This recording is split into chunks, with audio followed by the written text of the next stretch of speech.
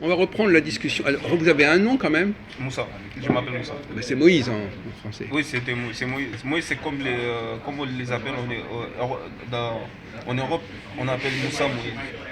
Oui. Mais, Et en en fait, hébreu, chaque c'est langue, Moshe. Oui, oui, c'est ça. chaque langue a sa façon d'appeler, mais en gros, c'est ça, c'est Moïse. Enfin, à l'origine, c'est Moshe. Oui. Non, l'origine, c'est Moussa. Non, à l'origine. Mais vous dites n'importe quoi, c'est dans la Bible. Ouais, mais vous ne pouvez pas vous baser sur la Bible pour dire, Ah.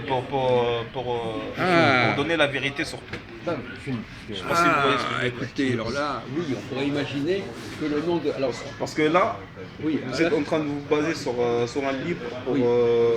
pour donc, à votre avis, le nom de Moïse, il vient de Moussa, et c'est pas Moussa qui vient de Moïse. Le nom de Moïse vient, le nom de Moshe. Vous voyez ce qu'il raconte, c'est intéressant. Il nous dit que le nom de Moshe dans la Bible, il viendrait peut-être de Moussa, et pas l'inverse. Or, est-ce que vous savez pourquoi on vous a appelé Moussa? Parce que c'est dans la Bible. j'ai pas dit, en fait, écoutez, quand je dis. De même que si on vous appelle on Djibril, appelle Moussa, c'est parce que c'est dans la Bible. en fait, oui, mais après, il y a différentes façons de voir. Si on voit d'un point de vue religieux, moi je suis musulman, Oui. donc moi je m'appelle Moussa, donc moi, le prophète, dans mon livre, il s'appelle Moussa. Après, pourquoi dans la Bible aussi, il figure dans la Bible. Comme Issa qui est Jésus, en fait. Oui, oui, Par exemple, mon frère il s'appelle Issa, mais c'est Jésus. Et dans la Bible, Issa, ça figure Jésus. Les deux frères, Mais, Issa. mais pour nous, c'est pas des différents livres. Pour nous, c'est le même, c'est la même, on va dire, la même religion. Enfin, c'est pas la même religion.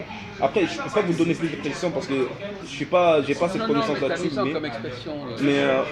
Mais ce que je peux faire comprendre, c'est que dans la Bible, les noms prophétiques qui sont dans la Bible, par exemple, pour nous, c'est pas une religion à côté. Ce sont les mêmes, c'est parce que ces prophètes-là, nous les Je reconnaît vais dans vous notre poser une livre. question, cher monsieur. Est-ce que vous connaissez la signification du nom de Jésus, l'origine du nom de Jésus? Comment il... Bon, parce qu'un prénom, il a une origine. C'est dans quand on ne connaît pas un prénom si on ne sait pas dans quelle langue, d'où vient ce prénom. La langue d'où vient le prénom, c'est la langue qui donne le sens du prénom. Yehoshua, c'est le nom hébraïque de Jésus. Et Yehoshua, ça veut dire celui qui va sauver. Et ce n'est qu'en hébreu que son prénom fait sens, mon cher ami. Non, mais ça, c'est Issa. Autrement, ce sont des emprunts. Ce sont des emprunts. Non, en fait, ça vient du livre hébreu Les évangiles, et la Bible. Oui.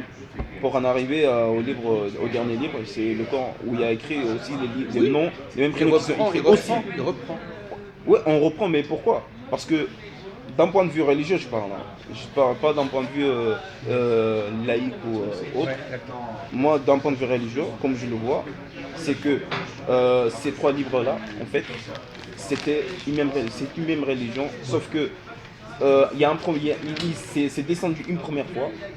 On va dire que ça n'a pas marché entre guillemets, ça n'a pas été compris Oui. le message. Oui. C'est descendu une deuxième fois. Voilà. Ça n'a pas encore été Vous voyez compris. bien, là, on voit bien, parce que... Non, Entre d'accord. guillemets. Et ce n'est qu'une troisième fois Oui. que ça. S'il n'y a pas eu de livre derrière celui-là, c'est parti. Parce qu'il y a une raison. Oui. C'est parce que ce message-là, c'était un vrai message. Mais après, je dis ça d'un point de vue religieux. Oui. Moi, j'incite personne à venir vers Alors, moi ou quoi que ce c'est soit. intéressant de J'incite vous poser le personne. problème sur le plan religieux. Moi, ça ne me gêne pas du tout parce que nous avons énormément de discussions sur le plan religieux et même à la limite, les discussions que nous avons sur le plan des étrangers, c'est presque exceptionnel. Donc, effectivement, alors je vais rebondir sur la thèse de notre ami Moussa, ce que vous avez remarqué, ce qu'il a frappé, il a dit il y a eu 3 tentatives qui ont toutes les 3 échoué.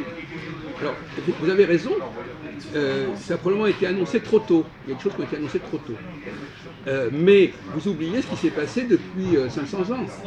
Par exemple, bon, je ne suis pas protestant, mais Luther, il a apporté aussi un message.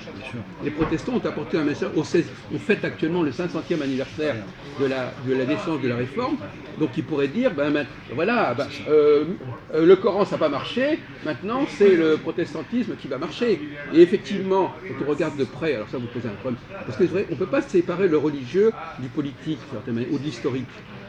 Est-ce que vous vous rendez compte des changements majeurs qui se sont produits dans le monde depuis 500 ans, sur le plan économique, technique, scientifique, etc. Bah oui, à un moment donné, il y a eu la révolution industrielle, à un moment donné, il y a eu... Voilà.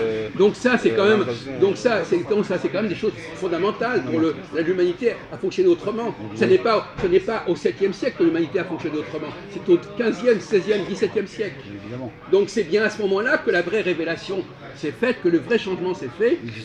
C'est au 17e, 18e siècle. On pourrait vous dire pourquoi, et pas au 7e siècle. Mais vous avez raison de poser cette question. Effectivement, il y a eu mais si au 7e siècle, il ne s'était pas passé ce qui s'est passé, au 18e ou au 17e siècle, il ne s'était pas passé les révolutions industrielles. Non, on ne serait pas dans la même mentalité. Alors, et on n'aurait pas eu les actions qu'on a eues en Europe. Parce que dites-vous que si ces Arabes-là qui ont envahi l'Europe, qui ont envahi l'Espagne et une partie de la France. Ils ont apporté la culture. Ils ont apporté leur culture, ils ont apporté des connaissances. Il ne faut pas oublier que c'est eux qui ont créé les maths, qui ont créé les nombres et les chiffres. Donc l'algèbre. Donc forcément, si eux, ils n'avaient pas ramené cette science dans ce territoire-là, il y a des choses qu'on n'aurait pas fait aujourd'hui. Oui. Peut-être qu'on serait plus ralenti, on ne sait pas. Ça, on ne peut pas le savoir, malheureusement. En tout cas, mais on ne sera pas là où on en est aujourd'hui. Malheureusement. Moi, je ne dirais pas que c'est les musulmans, les arabes qui ont créé les maths directement. Non, je dirais que c'est plutôt l'Égypte qui a créé des symboles dès le départ. Oui, Après, mathématiquement, les chiffres se sont développés par l'intelligence de l'homme. Je ne dis pas que ça a été développé. Ce continent-là, quoi, je pense. Oui, c'est vrai. Je ne dis pas que les gens qui ont ramené cette science ont créé ça de A à Z. Oui, bien sûr. Mais ils ont. Il y a une histoire. Il y a une histoire bien avant. Les Égyptiens, c'est vrai que c'était une civilisation assez développée pour. Toute première qui a démontré énormément de choses. La Mésopotamie, il y a aussi les Grecs. Beaucoup de choses. La Mésopotamie, l'Égypte et ensuite les Sumériens, etc. Voilà. Et les Berbères et dans tout ça. Bon. Alors, effectivement, le débat est intéressant. Vous avez encore un peu de temps là, Moussa ?